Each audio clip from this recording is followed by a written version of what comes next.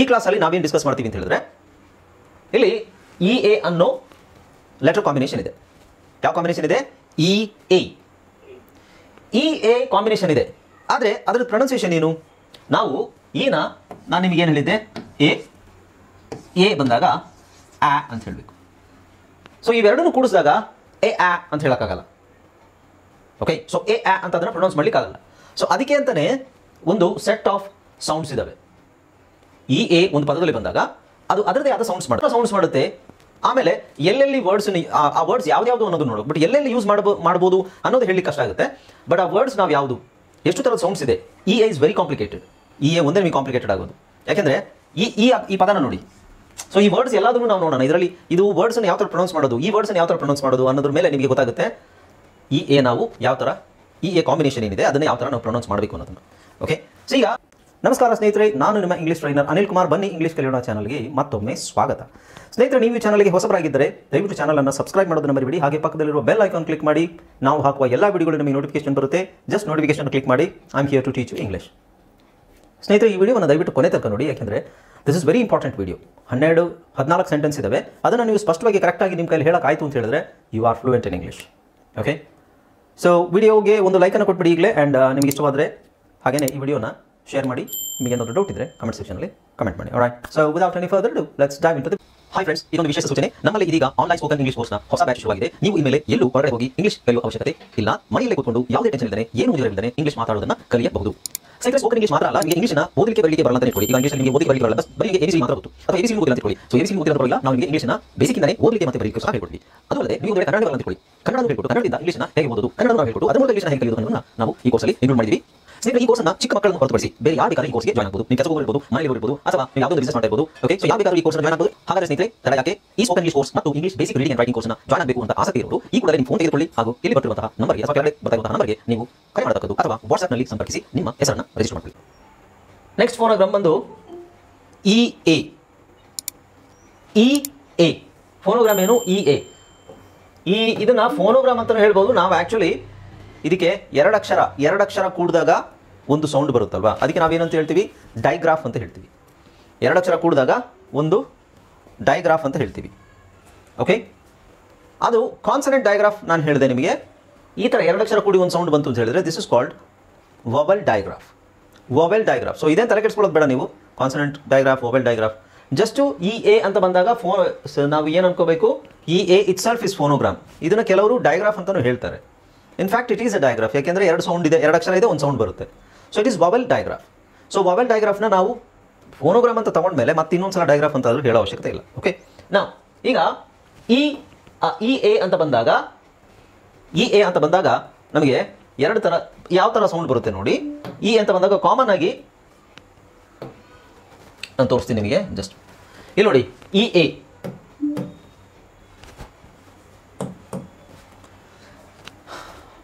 ಈಗ ಈ ಕ್ಲಾಸಲ್ಲಿ ನಾವೇನು ಡಿಸ್ಕಸ್ ಮಾಡ್ತೀವಿ ಅಂತ ಹೇಳಿದ್ರೆ, ಇಲ್ಲಿ ಇ ಎ ಅನ್ನೋ ಲೆಟರ್ ಕಾಂಬಿನೇಷನ್ ಇದೆ. ಯಾವ ಕಾಂಬಿನೇಷನ್ ಇದೆ? E A. E A combination ಇದೆ, ಆದರೆ ಅದರ ಪ್ರೊನೌನ್ಸಿಯೇಷನ್ ಏನು? ನಾವು ನಾನು ನಿಮಗೇನು ಹೇಳಿದ್ದೆ, ಎ ಬಂದಾಗ ಆ ಅಂತ ಹೇಳಬೇಕು. ಸೊ ಇವೆರಡನ್ನು ಕೂಡಿಸಿದಾಗ ಎ ಆ ಅಂತ ಹೇಳೋಕ್ಕಾಗಲ್ಲ. ಓಕೆ, ಸೊ ಎ ಆ ಅಂತ ಅದನ್ನು ಪ್ರೊನೌನ್ಸ್ ಮಾಡಲಿಕ್ಕಾಗಲ್ಲ. ಸೊ ಅದಕ್ಕೆ ಅಂತಲೇ ಒಂದು ಸೆಟ್ ಆಫ್ ಸೌಂಡ್ಸ್ ಇದ್ದಾವೆ. ಇ ಎ ಒಂದು ಪದದಲ್ಲಿ ಬಂದಾಗ ಅದು ಅದರದೇ ಆದ ಸೌಂಡ್ಸ್ ಮಾಡುತ್ತೆ. ಆಮೇಲೆ ಎಲ್ಲೆಲ್ಲಿ ವರ್ಡ್ಸ್, ಆ ವರ್ಡ್ಸ್ ಯಾವ್ದು ಅನ್ನೋದು ನೋಡೋದು. ಬಟ್ ಎಲ್ಲೆಲ್ಲಿ ಯೂಸ್ ಮಾಡ್ಬೋದು ಅನ್ನೋದು ಹೇಳಲಿಕ್ಕೆ ಕಷ್ಟ ಆಗುತ್ತೆ. ಬಟ್ ಆ ವರ್ಡ್ಸ್ ನಾವು ಯಾವುದು, ಎಷ್ಟು ಥರದ ಸೌಂಡ್ಸ್ ಇದೆ. E A is very complicated. E A ಒಂದೇ ನಿಮಗೆ ಕಾಂಪ್ಲಿಕೇಟೆಡ್ ಆಗೋದು. ಯಾಕೆಂದರೆ ಈ ಪದನ ನೋಡಿ. ಸೊ ಈ ವರ್ಡ್ಸ್ ಎಲ್ಲಾದರೂ ನಾವು ನೋಡೋಣ. ಇದರಲ್ಲಿ ಇದು ವರ್ಡ್ಸನ್ನು ಯಾವ ಥರ ಪ್ರೊನೌನ್ಸ್ ಮಾಡೋದು, ಈ ವರ್ಡ್ಸನ್ನು ಯಾವ ಥರ ಪ್ರೊನೌನ್ಸ್ ಮಾಡೋದು ಅನ್ನೋದ್ರ ಮೇಲೆ ನಿಮಗೆ ಗೊತ್ತಾಗುತ್ತೆ. ಇ ಎ ನಾವು ಯಾವ ಥರ, ಇ ಎ ಕಾಂಬಿನೇಷನ್ ಏನಿದೆ ಅದನ್ನು ಯಾವ ಥರ ನಾವು ಪ್ರೊನೌನ್ಸ್ ಮಾಡಬೇಕು ಅನ್ನೋದನ್ನು. ಓಕೆ, ಸೊ ಈಗ ನಾನು ಇದ್ರ ಪ್ರೊನೌನ್ಸಿಯೇಷನ್ ಬರಿತೀನಿ ನೋಡಿ. ನೀವು ಸುಮ್ಮನೆ ಅಬ್ಸರ್ವ್ ಮಾಡಿ. ಇದು ಬಿಡಿಸುತ್ತೀನಿ ನೋಡಿ. ಇದು ಆ್ಯಕ್ಚುಲಿ ಬೀನ್. ಇದು ಬ್ರೆಡ್. ಇದು ಡಿಯರ್. ಇದು ಗ್ರೇಟ್. ಇದು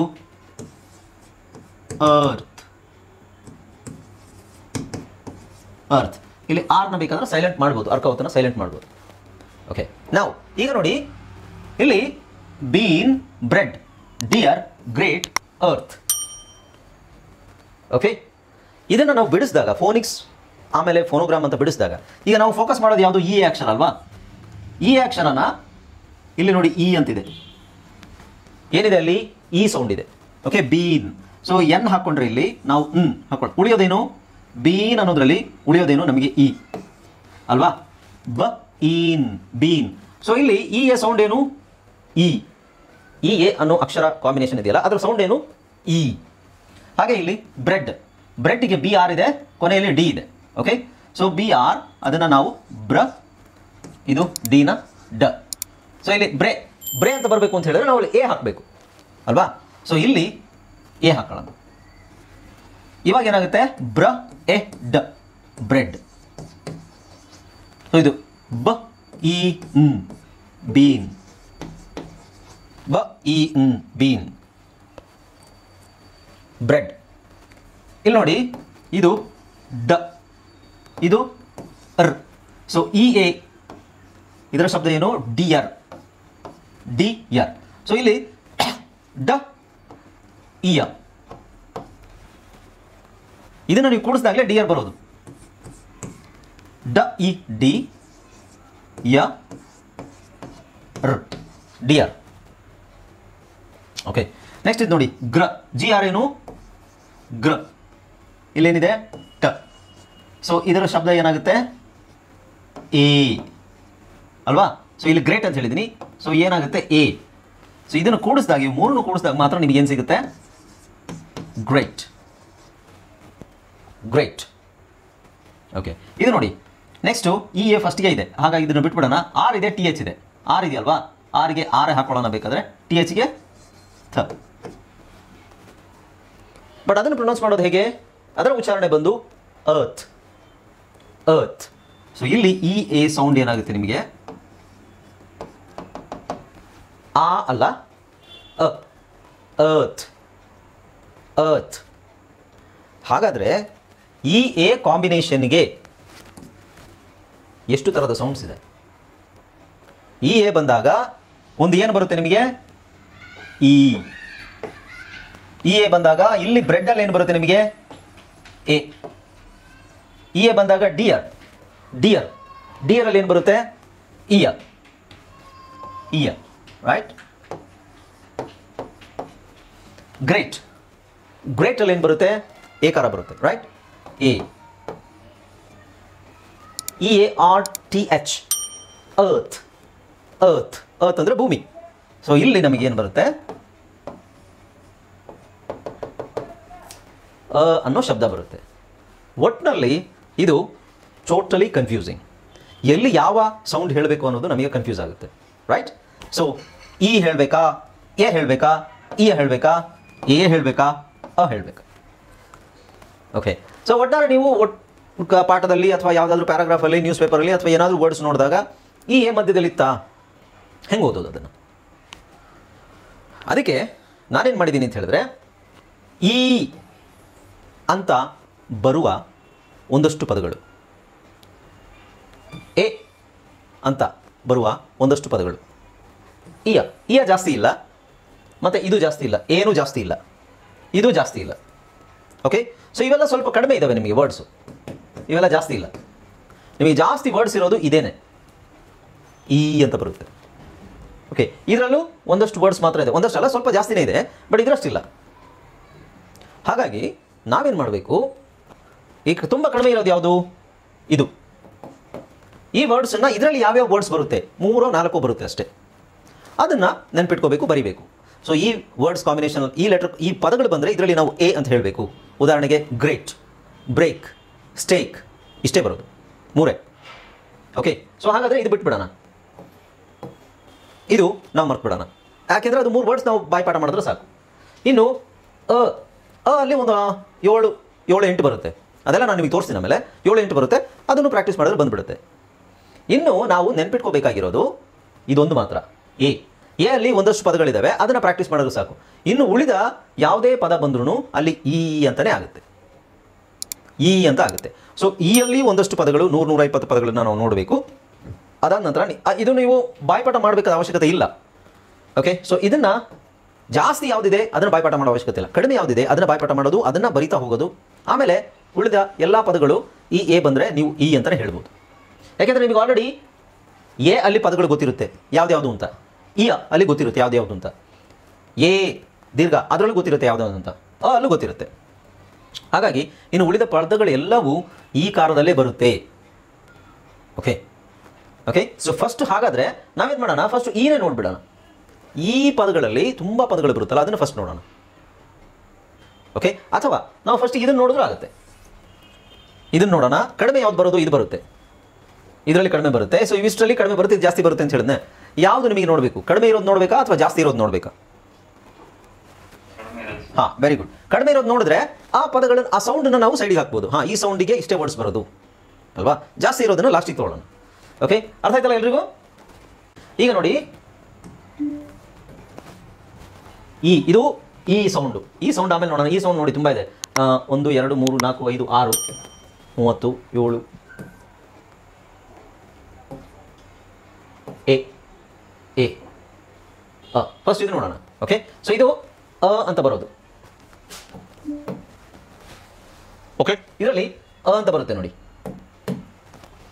ನಾನು ಹೇಳಿದ್ನಲ್ಲ ಅಂತ ಬರುವಂಥದ್ದು.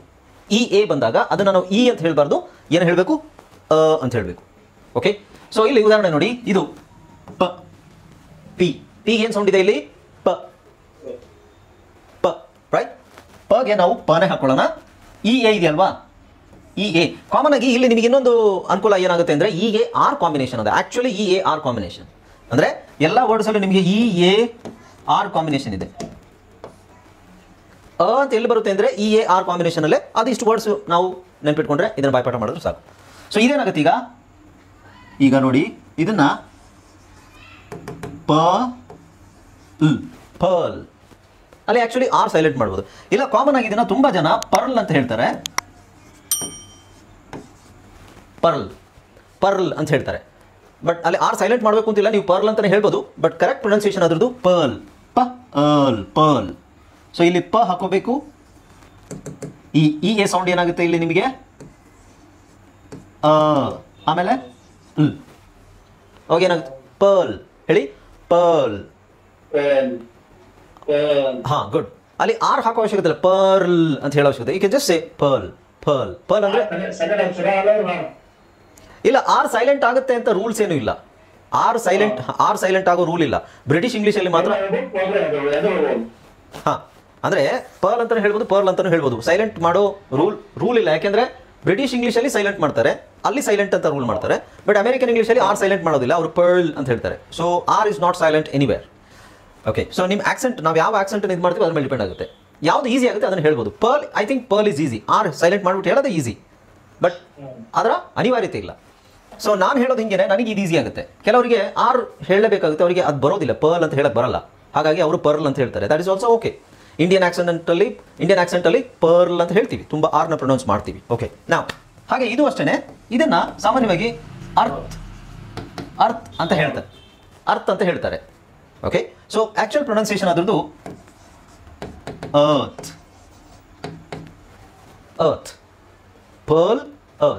ಪರ್ಲ್ ಅಂದರೆ ಮುತ್ತುರತ್ನ ಅಥವಾ ಹವಳ, ಪರ್ಲ್ಸ್ ಅಂತ ಹೇಳ್ತೀವಿ.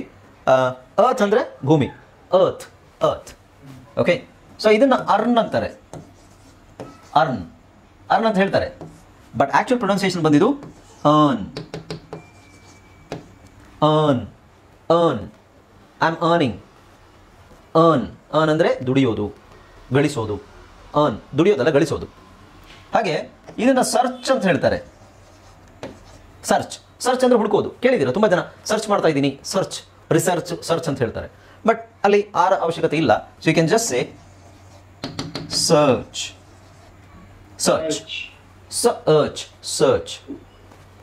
ಓಕೆ,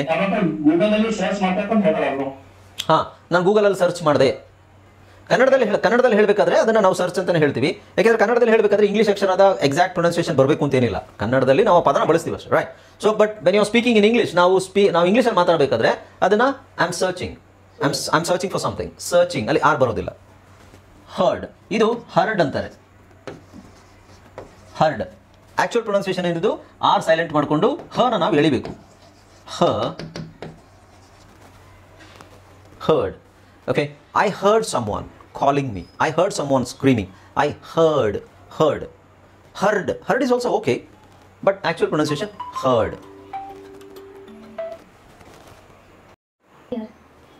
Okay, so ಇನ್ನೊಂದ್ಸಲ ಹೇಳ್ತೀನಿ. ಈಗ ಇಲ್ಲಿಂದ ಹೇಳ್ತೀನಿ ನೋಡಿ, ಸರ್ಚ್ ಅಂತ ಹೇಳ್ತೀವಲ್ಲ, ಸರ್ಚ್ ಅಂತ ಸಾಮಾನ್ಯವಾಗಿ ಹೇಳೋದನ್ನ ಅದನ್ನು ಸರ್ಚ್ ಅಂತ ಹೇಳಿ, no problem. But actual pronunciation search. Okay, ನೀವು ಪ್ರೊನೌನ್ಸಿಯೇಷನ್ ಇನ್ನೂ ಇಂಪ್ರೂವ್ ಮಾಡ್ಕೋಬೇಕು, ನಿಮಗೆ ಕರೆಕ್ಟಾಗಿ ಪ್ರೊನೌನ್ಸ್ ಮಾಡಬೇಕು ಅಂತ. ಯಾಕಂದ್ರೆ ಸರ್ಚ್ ಇಲ್ಲಿ ಬರ್ತಿರೋದು ಎಲ್ಲದನ್ನು ಇಂಡಿಯನ್ಸ್ ಅಲ್ಲಿ ತುಂಬಾ ಜನ 90% ಹೀಗೆ ಹೇಳೋದು. ಬಟ್ ನಿಮಗೆ ಆಕ್ಚುಯಲ್ ಪ್ರೊನೌನ್ಸಿಯೇಷನ್ ನಾನು ಹೇಳೋದು, ಒಂದು ಭಾಷೆಯ ಸರಿಯಾದ ಉಚ್ಚಾರಣೆ ಏನು, ಕನ್ನಡ ಭಾಷೆಯ ಸರಿಯಾದ ಉಚ್ಚಾರಣೆ, ಕನ್ನಡಿಗರು ಮಾತಾಡೋದು ಭಾಷೆ, ಕನ್ನಡಿಗರು ಮಾತನಾಡುವಂತಹ ಪದಗಳು, ಆ ಪದಗಳ ಸರಿಯಾದ ಉಚ್ಚಾರಣೆ ಕನ್ನಡಿಗರ ಉಚ್ಚಾರಣೆ, ಕನ್ನಡ ಉಚ್ಚಾರಣೆ. ಹಾಗೆ ಇಂಗ್ಲೀಷ್ನವರು ಮಾತಾಡಿದಾಗ ಅವ್ರು ಯಾವ ಥರ ಉಚ್ಚಾರಣೆ ಮಾಡ್ತಾರೆ ಅದು ಸರಿಯಾದ ಇಂಗ್ಲೀಷ್ ಉಚ್ಚಾರಣೆ. ನಾವು ಇಂಡಿಯನ್ಸ್, ನಾವು ಅವ್ರ ಭಾಷೆನ ನಾವು ತಗೊಂಡು ನಾವು ಹೇಳೋದು ನಮ್ಮ ರೀತಿಯಲ್ಲಿ ಹೇಳ್ತೀವಿ ನಾವು. ಸೊ ನಾವು ಹೇಳೋದು ಸರಿಯಾದ ಉಚ್ಚಾರಣೆ ಅಂತ ಹೇಳೋಕ್ಕಾಗಲ್ಲ, ನಾವು ಇದು ಹೀಗೆ ಹೇಳ್ತೀವಿ ಸಾಮಾನ್ಯವಾಗಿ, right? Pearl, earth, earn, search, heard ಈ ಥರ ಹೇಳ್ತಾರೆ 90% ಜನ. ಬಟ್ ಅದರ ಆಕ್ಚುಯಲ್ ಪ್ರೊನೌನ್ಸಿಯೇಷನ್ ಏನು? ಆಕ್ಚುಲಿ ಇದೆ ಈಸಿ, ಇದೆ ಕಷ್ಟ ಹೇಳಕ್ಕೆ, ಆರ್ ಸೇರಿಸಿ ಹೇಳಬೇಕು. ಇದರಲ್ಲಿ pearl, earth, earn, search, heard, earnest, earlier, early, learn, ಇದು ಸಿಂಪಲ್. ನೀವು ಇದನ್ನೇ ಒತ್ತಿ ಹೇಳಬೇಕಾಗುತ್ತೆ. Pearl, earth, earn, search, heard, nest. ಯಾವುದು? ಇಲ್ಲ, ನೀವು ಹೇಳೋ ಆನೆಸ್ಟ್ ಇದೆಯಲ್ಲ, ಆನೆಸ್ಟ್ ಬಂದು ಅಲ್ಲೂ ಅದು ಸರಿನೇ. ಆನೆಸ್ಟ್, ಈ ಆನೆಸ್ಟ್ ಇದು ನಾವು ಸರಿಯಾಗಿ ಹೇಳೋದು. ಆನೆಸ್ಟ್, ಇದು ಆನೆಸ್ಟ್, ಇದು ಅರ್ನೆಸ್ಟ್. ಅರ್ನೆಸ್ಟ್ ಅನ್ನೋದು ಹೆಸರು ಮತ್ತೆ ಅದಕ್ಕೆ ಸಪರೇಟ್ ಮೀನಿಂಗ್ ಇದೆ. Honest, Ernst. ಓಕೆ, ಇದು ಬೇರೆ ಅರ್ನೆಸ್ಟ್. ಆಮೇಲೆ ಇದು ನಾನು ಹೇಳ್ದಲ್ಲ, ಎಲ್ಲಿ ಹೇಳ್ತಾ ಇದ್ದೆ, ಹರ್ಡ್. ಇದು ಹರ್ಡ್, ಹರ್ಡ್, ಲ್, ಅರ್ನ್, ಲರ್ನ್, ಅರ್ಲಿ, ಅರ್ಲಿ ಅಂತ ಹೇಳಿ, ನೋ ಪ್ರಾಬ್ಲಮ್. ನಿಮಗೆ ಕಷ್ಟ ಆದರೆ ಇದನ್ನೇ ಹೇಳಿ, ಕಡ್ಡಾಯ ಏನಿಲ್ಲ, ಹಿಂಗೆ ಹೇಳಬೇಕು ಅಂತ ಕಡ್ಡಾಯ ಏನಿಲ್ಲ, ಹಿಂಗೆ ಹೇಳಿದ್ರು ಅರ್ಥ ಆಗುತ್ತೆ, ಹಿಂಗೆ 90% ಜನ ಹೇಳ್ತಾರೆ. ಲರ್ನ್ ಅರ್ಲಿ, ಅರ್ಲಿ ಅಥವಾ ಅರ್ಲಿ, ಅರ್ಲಿಯರ್ ಅಥವಾ ಅರ್ಲಿಯರ್, ಅರ್ನೆಸ್ಟ್ ಅಥವಾ ಅರ್ನೆಸ್ಟ್ ಅಂತ ಜಾಸ್ತಿ ಹೇಳೋದಿಲ್ಲ, ಅರ್ನೆಸ್ಟ್ ಅಂತಲೇ ಹೇಳ್ತಾರೆ. ಓಕೆ, ಸೊ ಇದು ಇಷ್ಟೇ ಪದಗಳು, ಇದರಲ್ಲಿ ಜಾಸ್ತಿ ಏನು ಬರೋದಿಲ್ಲ, ಇದೆಲ್ಲ ಅಡ್ವಾನ್ಸ್ ರೀಡಿಂಗಲ್ಲಿ ಬರುವಂಥದ್ದು. ಇಷ್ಟೇ ಪದಗಳು, don't worry about this combination, ಅನ್ನೋ ಕಾಂಬಿನೇಷನ್ ಇಷ್ಟೇ ಬರೋದು, ಜಾಸ್ತಿ ಏನು ಬರೋದಿಲ್ಲ. ಓಕೆ, ಈಗ ಇದರದೆಲ್ಲ ನಿಮಗೆ PDF ಬರುತ್ತೆ. ನೆಕ್ಸ್ಟ್ ನೋಡಿ, ರಿವರ್ಸ್ ಹೋಗೋಣ ನಾವು. ಈಗ ಕಡಿಮೆ ಇರುವಂಥದ್ದು ಇ ಮತ್ತು A. Okay, so E A ಬಂದಾಗ ಎ ಅಂತ ಬರುತ್ತೆ,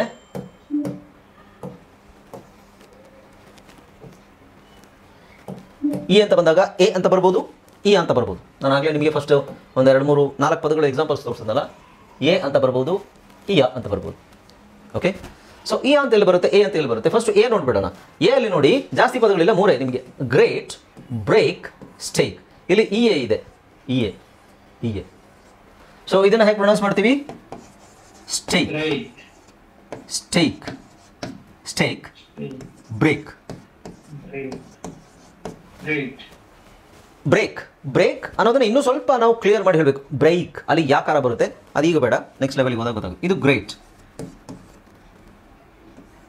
ಗ್ರೇಟ್ ಅಥವಾ ಅಲ್ಲಿ ಯಾಕಾರ ಗ್ರೈಟ್ ಅಂತ ಹೇಳ್ಬೇಕು. ಅದನ್ನ ಗ್ರೈಟ್,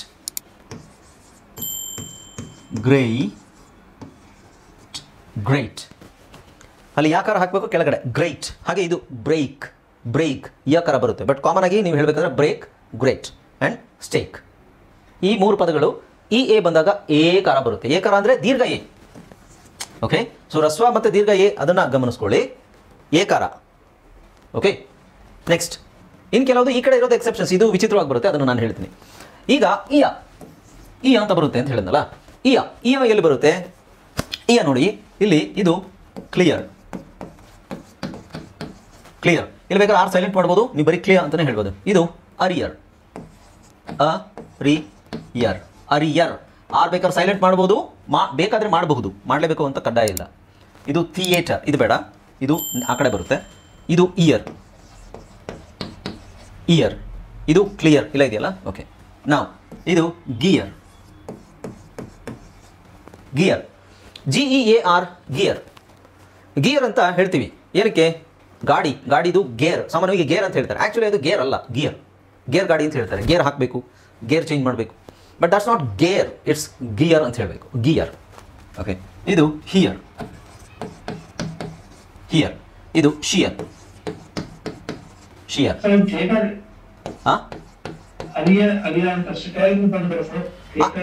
ಥಿಯೇಟರ್ ಅದು ಬೇರೆ ಕ್ಯಾಟಗರಿಗೆ ಬರುತ್ತೆ, ನಾನು ತೋರಿಸ್ತೀನಿ ಅದನ್ನು. ಅದು ಬೇರೆ, ಅದು EA ಅಂತ ಬರುತ್ತೆ.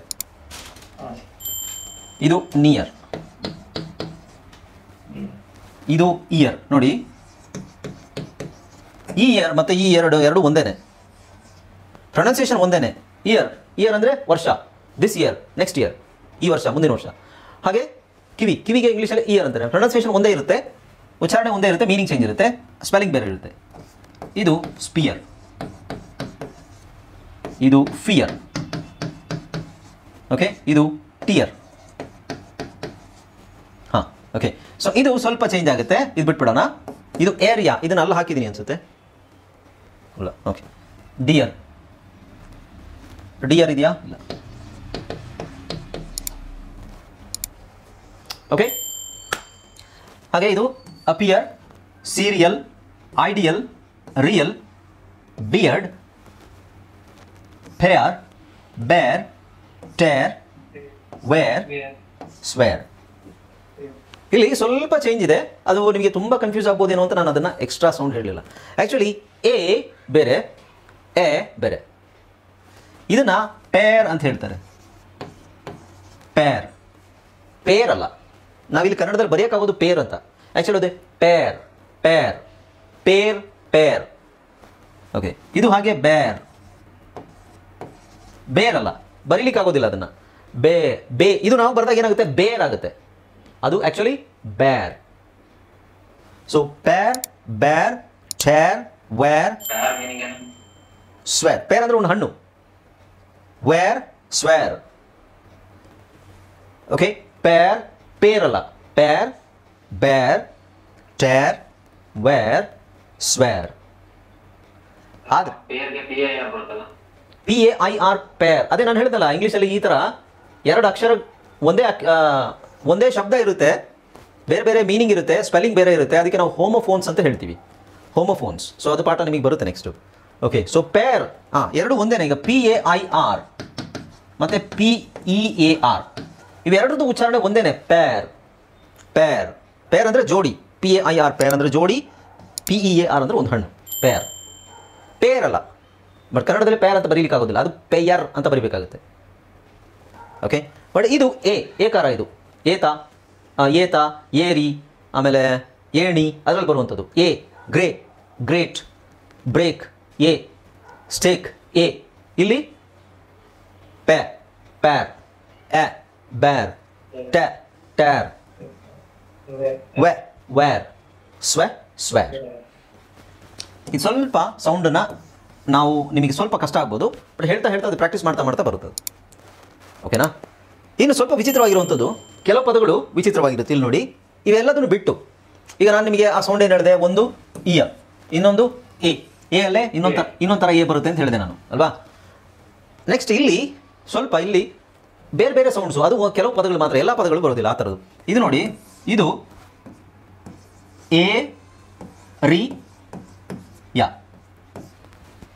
Area, okay. ಸೊ ಇದು ನಿಮಗೆ ಕೊನೆಯಲ್ಲಿ ಆ ಬರುತ್ತೆ. ಸೊ ಅಲ್ಲಿ ನಿಮಗೆ ಏರಿಯಾ, ಅದು ಇದೇ ಕ್ಯಾಟಗರಿಗೆ ಸೇರುತ್ತೆ, ಓಕೆ. ಅದು ಲಾಸ್ಟಿಗೆ ಬರುತ್ತೆ, ಹಾಗಾಗಿ ನಾನು ಅಲ್ಲಿ ಲಾಸ್ಟಿಗೆ ಹಾಕಿದ್ದೀನಿ ಏರಿಯಾ. ಇದು ಯೂರಿಯಾ. ಸೊ ಇಯಾನೇ ಬರೋದು ಅಲ್ಲೂ, ಬಟ್ ಲಾಸ್ಟಿಗೆ ಬರುತ್ತಲ್ವಾ, ಯೂರಿಯಾ, ಯೂರಿಯಾ. ಇದು ಓಷನ್. ಇಲ್ಲಿ ಎ ಇದೆ, ಬಟ್ ಸಿ ಇದೆ, ಸಿ ಇರೋದ್ರಿಂದ ಅದು ಓಷನ್. ಇದಕ್ಕೂ ಸಂಬಂಧನೇ ಇಲ್ಲ. ಓಷನ್ ಇದು ಒಂದೇ ಪದ ಬರೋದು. OCEAN, ocean. OCನಲ್ಲ, OCೇನಲ್ಲ, OCN ಅಲ್ಲ, ಓಷನ್. ಏನು ಹೇಳ್ತೀರಾ ಅದಕ್ಕೆ? ಓಷನ್. ಹಾಗೆ ಇದು ಕ್ರಿಯೇಟ್. ಸೊ ಇಲ್ಲಿ CR ಇದೆ,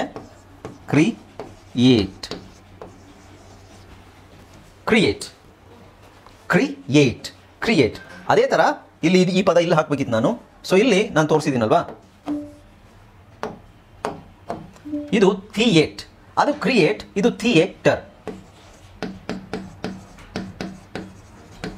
ಸೊ EA. ಸೊ ಇಲ್ಲೂ ಅಷ್ಟೇ, EA. ಥಿಯೇಟರ್, ಕ್ರಿಯೇಟ್, ಥಿಯೇಟರ್, ಎರಡು ಒಂದೇ ಸೌಂಡ್ ನಿಮಗೆ. EA ಸೌಂಡ್ ಏನು? EA. Okay.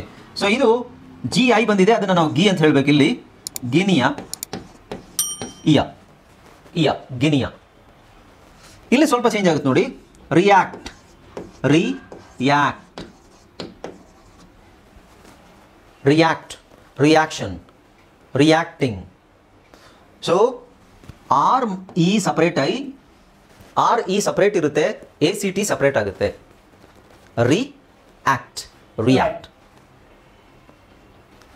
React, react. Okay. ಹಾಂ, ಇನ್ನೊಂದು ಪದ ಇದು ನಿಮಗೆ ಆ ಅಂತ ಬರುತ್ತೆ. ಒಂದೇ ಒಂದು ಪದ ಆ ಅಂತ ಬರೋದು, ವಿಚ್ ಇಸ್ ಹಾರ್ಟ್. ಯಾವುದು? ಹಾರ್ಟ್.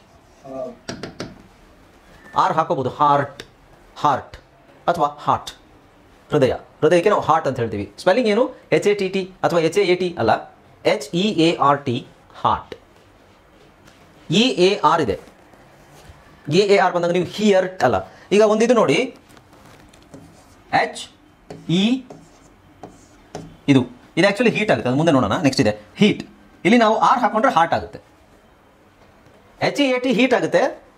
HEAR ಹಾಕೊಂಡ್ರೆ, ಆರ್ ಹಾಕೊಂಡು ಟಿ ಹಾಕೊಂಡ್ರೆ ಹಾರ್ಟ್ ಆಗುತ್ತೆ. ಬರೀ ನೀವು HEA ಎಲ್ಲಿದೆ? ಇಲ್ಲಿದೆ ನೋಡಿ. ಬರೀ HEAR ಇದೆ ಅಲ್ಲ, HEAR ಇದೆಯಲ್ವಾ? HEAR ಇದೆ. ಇದು ಹಿಯರ್. ಇದಕ್ಕೆ ನಾವು ಟಿ ಹಾಕೊಂಡ್ರೆ,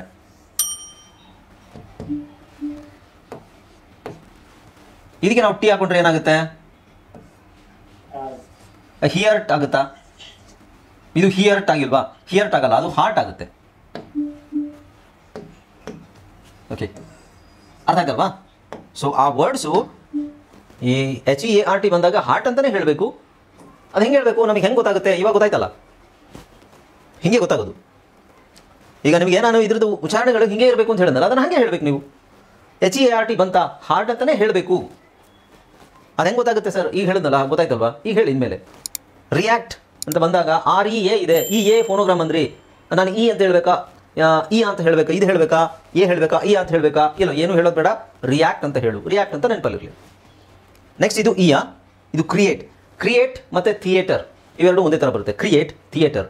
ಹಾಗೆ ಕ್ರಿಯೇಟಲ್ಲಿ creating, created, creating, create, creation, creator ಇದೆಲ್ಲ ಬರುತ್ತೆ. ಅದೆಲ್ಲ ಕ್ರಿಯೆ ಅಂತಲೇ ಬರುತ್ತೆ. ಇದು ಒಂದು ಮಾತ್ರ ಓಷನ್. ಓಷನ್ ಅಂದಾಗ ಈ OCEAN ಬಂದಾಗ ಓಷನ್ ಅಂತಾನೆ ಹೇಳಬೇಕು. ಓಕೆ, ಅದನ್ನೆಲ್ಲ ಬರೆದಿಟ್ಕೋಬೇಕು, ಪ್ರಾಕ್ಟೀಸ್ ಮಾಡಬೇಕು. ಪದೇ ಪದೇ ಆ ಪದನ ಹೇಳಿದ್ರೆ ನಿಮಗೆಲ್ಲ ಬಂದ್ಬಿಡುತ್ತೆ. ಆಮೇಲೆ ಯೂರಿಯಾ, ಇದು ಲಾಸ್ಟಿಗೆ ಬಂದಿದೆ. ಲಾಸ್ಟಿಗೆ ಬಂದಿದೆ, ಅದಕ್ಕೆ ನಾನು ಬೇರೆ ಕಡೆ ಅದನ್ನು ಹಾಕಿದ್ದೀನಿ. Urea, area. Okay, right. Okay, so next ಯಾವ ಇದು ಅಂತ ನೋಡೋಣ. ಫೋನೋಗ್ರಾಮ್ಸ್ ಬಂದು ಇದೇ ಫೋನೋಗ್ರಾಮ್. ಇದರಲ್ಲಿ ವರ್ಡ್ಸ್ ಯಾವುದು ಅಂತ ನೋಡೋಣ. ಈ ಕಾರ ನೋಡೋಣ.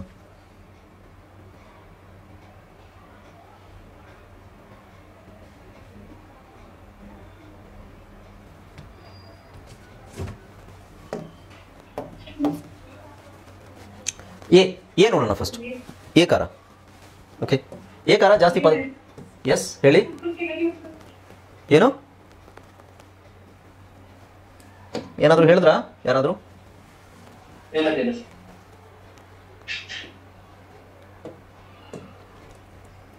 ಓಕೆ, ಈಗ ನೋಡಿ ಎ. ಈ ಎ ಬಂದಾಗ ಬರೀ ಎ ಎಲ್ಲಿ ಬರುತ್ತೆ? ಎ ರಸ್ವ, ಎ ದೀರ್ಘ ಅಲ್ಲ. ಎ ಎಲೆ, ಎತ್ತು, ಎಮ್ಮೆ, ಆಮೇಲೆ ಎಷ್ಟು, ಎದುರು. ಎ ಇಂದ ಪದಗಳು ಹೇಳಿ.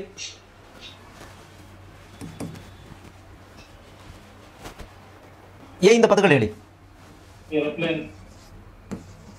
ಎತ್ತು, ಎಮ್ಮೆ, ಎಲೆ, ಏನು ಯಾವುದು? ಎಷ್ಟು. ಆಮೇಲೆ ಎತ್ತರ. ಏನಪ್ಪ ಎ ಕಾರ ಹೇಳಿ ಹೇಳಿದ್ರೆ ಎ ಹೇಳ್ತಾ ಇದ್ದೀರಾ? ಏಗೂ ವ್ಯತ್ಯಾಸ ಇಲ್ವಾ? ಎತ್ತರ.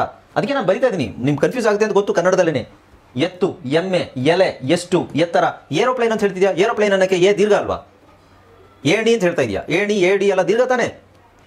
ಓಕೆ, ಅದನ್ನು ಬರೆದು ಬಿಡೋಣ. ಏಣಿ, ಏಡಿ, ಏರೋ, ಏರೋಪ್ಲೇನ್. ಆಮೇಲೆ ಎ ಅಕ್ಷರದಿಂದ, ಎ ಉಚ್ಚಾರಣೆಯಿಂದ ಯಾವ ಪದಗಳು ಬರುತ್ತೆ ಹೇಳಿ ಬೇಗ. ನಾನು ಇಷ್ಟು ಬರ್ತೀನಿ ನೋಡಿ. ಎಣ್ಣೆ. ಹಾ, ಎಣ್ಣೆ, ಎಣಿಸು. ಅರ್ಥ ಆಯ್ತಲ್ವಾ? ಎ. ಹಾ, 2, 8, 2, 8, ಎಷ್ಟು, ಎತ್ತರ, ಎಂತ, ಎಡವಟ್ಟು, ಈ ಥರ ಈ ಶಬ್ದಗಳು. ಓಕೆ, ಕರೆಕ್ಟಾಗಿ ಗೊತ್ತಿರ್ಬೇಕು ನಿಮಗೆ. ಇದು ಎ ದೀರ್ಘ, ಏಣಿ, ಏಡಿ, ಏರು. ಹಾಂ, ಓಕೆ. ಸೊ ಈಗ ನಾವೇನು ಮಾಡಬೇಕು, ಈ ಏನಿದೆಯಲ್ವಾ, ಈ ಏನ ಮಾತ್ರ ಇಲ್ಲಿ ಹಾಕೋಬೇಕು. ಓಕೆ, ಸೊ ಇಲ್ಲಿ ನೋಡಿ, ಇದು ಫಸ್ಟ್ ಪದ ನೋಡಿ, ಇದು ರೀಡ್ ಅಂತಲೂ ಓದ್ಬೋದು, ರೀಡ್ ಮತ್ತು ರೆಡ್ ಎರಡಕ್ಕೂ ಒಂದೇ ಸ್ಪೆಲ್ಲಿಂಗ್ ಇದೆ. ಸೊ ಇಲ್ಲಿ ನಾವು ಏಕಾರ ಇರೋದ್ರಿಂದ ಇದನ್ನು ರೆಡ್ ಅಂತ ತಗೊಳ್ಳೋಣ. REDನೂ ರೆಡ್ಡೇನೆ. ಇದು ಬೇರೆ ಮೀನಿಂಗ್, ಇದು ಬೇರೆ ಮೀನಿಂಗ್. ನಾನು ಹೇಳಿದ್ನಲ್ಲ, ಇಂಗ್ಲೀಷಲ್ಲಿ ಒಂದೇ ಉಚ್ಚಾರಣೆ ಇರುವಂತಹ ಬಹಳ ಪದಗಳಿದ್ದಾವೆ. ರೆಡ್, RED ಕೆಂಪು, ರೆಡ್ ಓದಿದೆ, ಐ ರೆಡ್ ಎ ಬುಕ್, ನಾನೊಂದು ಪುಸ್ತಕ ಓದಿದೆ, ಅದು ರೆಡ್ಡೇನೆ, ಇದು ರೆಡ್ಡೇನೆ. ಸ್ಪೆಲ್ಲಿಂಗ್ ಚೇಂಜ್ ಇರುತ್ತೆ. ಇದು ಇದೇನಾಗುತ್ತೆ, ಇಲ್ಲಿ ಏಕಾರ ಹಾಕೊಂಡಾಗ ಇದೇನಾಗುತ್ತೆ, ಬ್ರೆಡ್. ಇದು ಥ್ರೆಡ್, ಇದು ಡ್ರೆಡ್, ಇದು ಅ ಹೆಡ್, ಅ ಹೆಡ್. ಓಕೆ, ಸೊ ಇದು ಹೆಡ್, HEAD, ಹೆಡ್. ಇದು Ed, dead. Instead, instead, instead. Leather, leather. ನಿಮಗೆಲ್ಲರಿಗೂ ಇದು ಅರ್ಥ ಆಗ್ತಿದೆ ತಾನೆ ಈ ಪಾಠ? ಯಾಕೆಂದರೆ ನಾನು ಇಲ್ಲಿ, ನೀವು ಬಿಡಿಸ್ಕೋಬೇಕು ಅಕ್ಷರಗಳನ್ನು, ನಾನು ಬಿಡಿಸ್ತಾ ಇಲ್ಲ. ಇಲ್ಲಿ ಎಡ್, ಡೆಡ್. ಈ ಎ ಎಲ್ಲಿದೆ ಅದು, ಅದರ ಉಚ್ಚಾರಣೆ ಎ ಆಗ್ತಾ ಇದೆ. ದಯವಿಟ್ಟು ಕನ್ಫ್ಯೂಸ್ ಮಾಡ್ಕೋಬೇಡಿ. ಈ ಎ ಅನ್ನೋ ಅಕ್ಷರದ ಕಾಂಬಿನೇಷನ್ ಎಲ್ಲಿದೆ ಆ ಸ್ಥಳದಲ್ಲಿ ಮಾತ್ರ ನೀವು ಎ ಹಾಕಬೇಕು. ಇದು ಡೆಡ್ ಹೆಂಗಾಯಿತು, ಎಡ್, ಡೆಡ್. ಇದು ಡ್ರೆಡ್ ಹೆಂಗಾಯಿತು, DR, ಡ್ರ. ಈ ಎ ಏನಿದು, ಎ. ಇದು ಥ್ರೆಡ್ ಹೆಂಗಾಯಿತು, THR, ಥ್ರ. ಈ ಎ, ಥ್ರ, ಎ, ಥ್ರೆಡ್. AH, ಹೆಡ್, ಅ ಹೆಡ್. ಓಕೆ, ಹಾಗೆ ಲೆದರ್, ಲೆದರ್ಗೆ ನೋಡಿ, ಎ. ಹಾಂ, ಎ, ಲೆ, ಎ, ಲೆ, THER, ಲೆದರ್, ದರ್, ಲೆದರ್. ಓಕೆ, ಹಾಗೆ ಇದು ಫೆದರ್, ಫೆದರ್. ಇದು ಜೆಲಸ್, ಇದು ಹೆವನ್, ಹೆವಿ, ಹೆಲ್ತ್. ಓಕೆ, ಇದು ಬ್ರೆತ್. ಇಲ್ಲಿ ಈ ಹಾಕೊಂಡ್ರೆ ಅದು ಬ್ರೀದ್ ಆಗುತ್ತೆ, ಬ್ರೀದ್.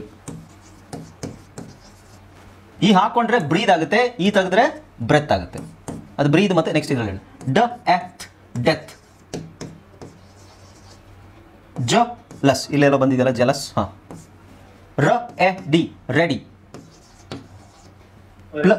Pleasant, pleasant.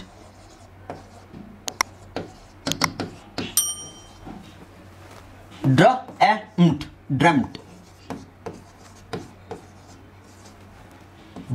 ಹಾಂ, ಇದು ಬರೋದು, ಇದು ಬೇರೆ, ಇದು ಅದಕ್ಕೆ ಸೇರುತ್ತೆ. Break, great, steak. ಸೊ ಏಕಾರ ಇದು. ಓಕೆ, ಸೊ ಇದು ಏಕಾರ. ಇಲ್ಲಿ ಒಂದು ಪದದಲ್ಲಿ ಮಾತ್ರ ನಿಮಗೆ BEU ಅಂತ ಬರುತ್ತೆ. ಇದು ಯು ಇರೋದ್ರಿಂದ ಅದನ್ನು ನಾವು ಇಲ್ಲಿ EA ಸೈಲೆಂಟ್ ಆಗುತ್ತೆ. ಹಾಂ, ಇದು ಬ್ಯೂಟಿ, ಬ್ಯೂಟಿಫುಲ್. ಬರಿಬೇಕಾದ್ರೆ ಬರಿಬೇಕು, ಹೇಳಬೇಕಾದ್ರೆ ಆ್ಯಕ್ಚುಲಿ ಇದು ಬ್ಯೂಟಿಫುಲ್, ಬ್ಯೂ. ಸೊ ಯು ಕಾರ ಹಾಕಬೇಕು, ಬ್ಯೂಟಿಫುಲ್,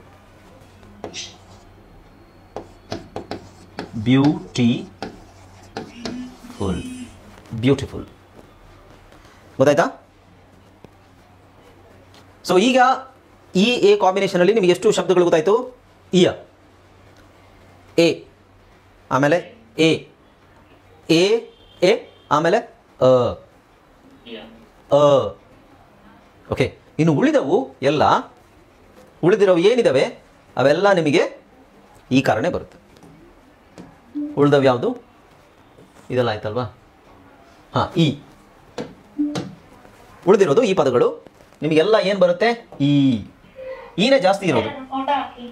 ಫೋಟೋ ಅಲ್ಲ PDF ಬರುತ್ತೆ, ಡೋಂಟ್ ವರಿ. ಕಳೆದ ಪಾಠದ PDF ಬಂದಿದೆ ತಾನೆ GUದೆಲ್ಲ ಬರ್ದಿರೋದನ್ನ ಹಾಕ್ತಾ ಇದ್ದೆ, ಬಟ್ ಆಲ್ರೆಡಿ PDF ಬರುತ್ತಲ್ಲ ಮತ್ತೆ ಏನಕ್ಕೆ ಅಂತ ಒಂದು 2-3 ಹಾಕಿದ್ದೀನಿ. ಇದ್ರದ್ದು ಬೇಕು ಅಂತ ಹೇಳ್ತಾ ಇದ್ದೀರಾ? ಓಕೆ, ಎಲ್ಲೋ ಇತ್ತದು, ಯಾವುದಿದಲ್ವಾ?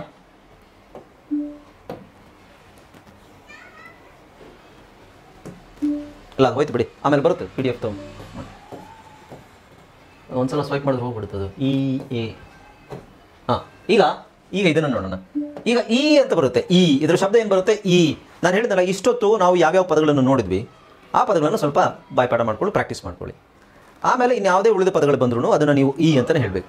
ಓಕೆ, ಸೊ ಇದು clean, teach, bleach, leaf, plea, deal, lease, dean, freak, easy, seal, heat, eat, weak, beak, feast, eagle, beam, seam, teak, beast, creature. So ಇಲ್ಲಿ ನೋಡಿ, ಇಲ್ಲಿ ಗಮನಿಸಿದ್ದೀರಾ? ಇದು CREATURE ಇದೆ. ಆವಾಗ ನಾವೇನು ನೋಡಿದ್ವಿ? ಇದಿಷ್ಟು ನೋಡಿದ್ವಿ, ಇಲ್ಲಿ ಹಾಕೊಂಡ್ವಿ. ಹಾಕೊಂಡಾಗ ಏನಾಗುತ್ತೆ? ಇದು ಕ್ರಿಯೇಟ್ ಆಗುತ್ತೆ. ಬಟ್ ಇಲ್ಲಿ ಅದೇ ಸ್ಪೆಲ್ಲಿಂಗ್ ಇದೆ, TURE ಇದೆ. TUREಗೆ ನಾನು ಹೇಳಿದ್ದೀನಿ ನಿಮಗೆ, TURE ಬಂದಾಗ ಚರ್ ಹಾಕಬೇಕು. ಇಲ್ಲಿ ಇದನ್ನ ಕ್ರಿಯೆ ಅಂತ ಹೇಳೋಕ್ಕಾಗಲ್ಲ. ಸೊ ಇಲ್ಲಿ ನಾವು ಕ್ರೀಚರ್ ಅಂತ ಹೇಳಬೇಕು ಇದನ್ನು. So it's not creature. ತುಂಬ ಜನ ಅದನ್ನು ಕ್ರಿಯೇಚರ್ ಅಂತ ಹೇಳ್ತಾರೆ. It's not creature, it's creature. Creature ಅಂದರೆ ಪ್ರಾಣಿ. East, flea, grease, meat, ream, sneak, season, heater ಎಲ್ಲ ಈ ಬರ್ತಾ ಇದೆ ನೋಡಿ. ಅಗೇನ್ ನೋಡಿ, stream, lean, preach, steel, reveal, reach, crease, eager, least, team, retreat, release, treason, tease, weave, impeach, mislead, measles, leash, unleash, squeal, squeak, seagull, seafood, seaside, please. ಹಾಂ, ಇದು ಸುಮಾರು ಒಂದು ನಿಮಗೆ ಒಂದು 60-70 ಪದಗಳಿದ್ದಾವೆ, ಅಷ್ಟು ಇಲ್ಲ ಅನಿಸುತ್ತೆ. ಒಂದರಲ್ಲಿ 1, 2, 3, 4, 5, 25, 50 ಅಷ್ಟೇ. 50 ಅಲ್ಲ, ನಾನು ತೊಗೊಂಡಿರೋದು 50. ಇನ್ನೂ ಭಾಳಷ್ಟು ಬರ್ತವೆ. ಕಾಮನ್ ಆಗಿ ನಾವು ಓದೋಕ್ಕೆ, ನಮಗೆ ಬೇಸಿಕ್ ಲೆವೆಲಿಗೆ ಓದೋಕ್ಕೆ ಅಥವಾ ಇಂಟರ್ಮೀಡಿಯೇಟ್ ಲೆವೆಲಿಗೆ ಓದೋಕ್ಕೆ ನಿಮಗೆ ಈ ಪದಗಳು ಅನುಕೂಲ ಆಗುತ್ತೆ. Okay, all right, C in the next class. Good night everyone. ಇದ್ರದ್ದು PDF ಬರುತ್ತೆ, ಅದನ್ನು ಚೆಕ್ ಮಾಡ್ಕೊಳ್ಳಿ. ಪ್ರೊನೌನ್ಸಿಯೇಷನ್